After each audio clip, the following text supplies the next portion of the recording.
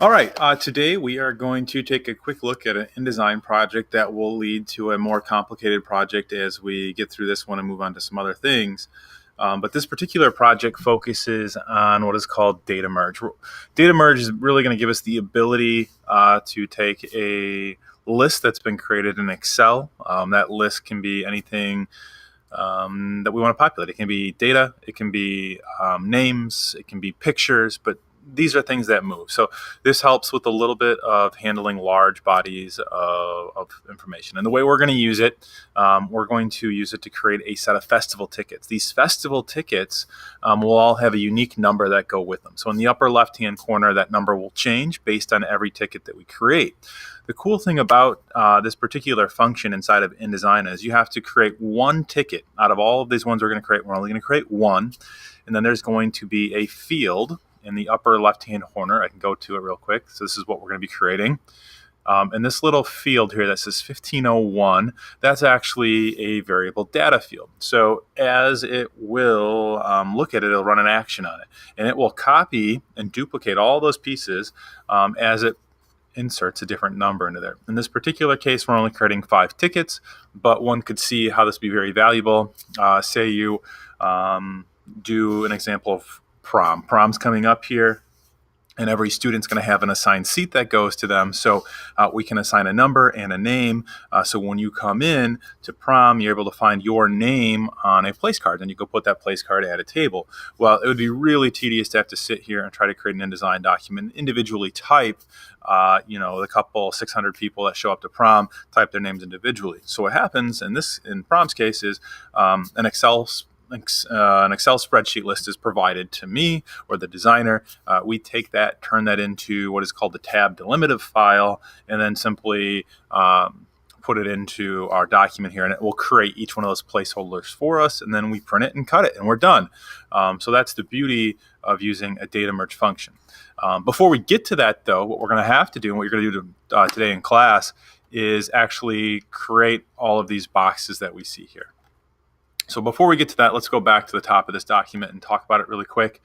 You are going to be creating a new document. It's going to be tabloid size, so that's 11 by 17. Want to make sure that facing pages is turned off. Note, though, in this picture that I've given you here, the top margin is different than the left, bottom, and right. The top is going to be 0.375, and our left and right are going to be 0.5. We've only got one column as well. So once you get through getting your document created, I would obviously go ahead and just save it right away. You're going to save this as ticket design project on your iDrive. Once you get that done, you're going to have a provided file. I've gone ahead and I've created the background image for this. It's an AI file. It is saved on the P drive for you underneath Shared Files, Bond, Ticket Design Project. You're going to go File, Place, and then you're going to go to Show Options. It's very important that we get the crop to bleed, right? If we don't do crop to bleed, the document's not going to look correct when it places it. It actually makes it smaller than it needs to be. And then I give you some X, Y coordinates for the placement of this picture. When we start doing X and Y, don't forget that we have to have a reference point, and I have chosen the upper left-hand corner of the document to be our reference point. So when you're filling those in, just double check up here that the reference point in the upper left-hand corner of the screen is in the left there. So you get that done, and then we go ahead and we come down to this page.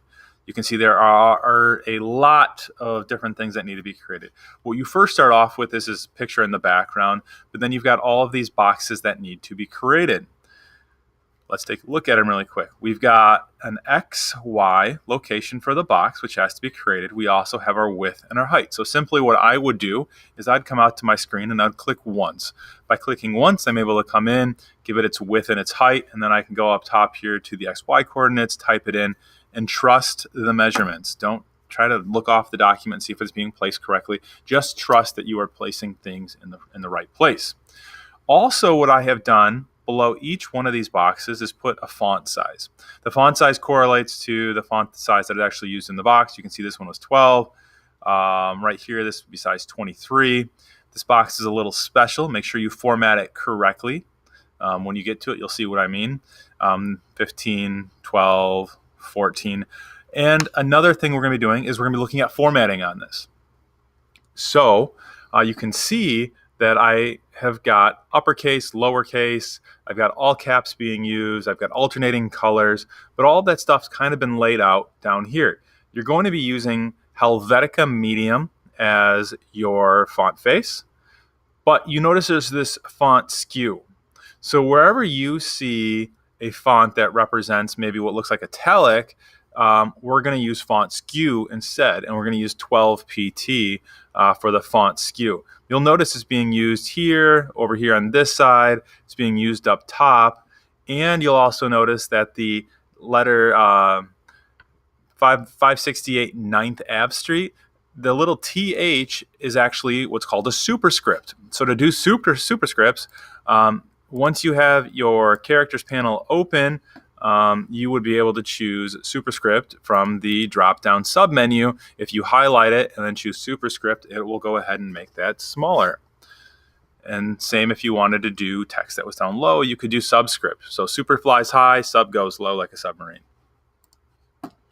I also give you some swatch colors. Those swatch colors are going to be used throughout the document up here. Nothing will be done in black, so make sure you're looking at that. The only thing that will be black will probably be the dashed line, which I throw in right here, right? Tells you how long the dashed line should be, and its X, Y, and its length, and it tells you the actual dash you're making. Don't forget, when you go to the strokes panel, you'll see that to create a dashed, you go down here, dashed 4 and 4, and then we want that to be a 0.5, and you would type that away and create your line. This box up here is going to be left blank. There's not going to be anything in it, but it is going to be a text box because eventually your ticket, you'll be coming down to step 6. And in step 6, you're going to go through the directions on how to do a data merge. The file has been created for you. It's listed as ticketnumber.txt. And these directions do a pretty good job at walking you through on how to create the data merge.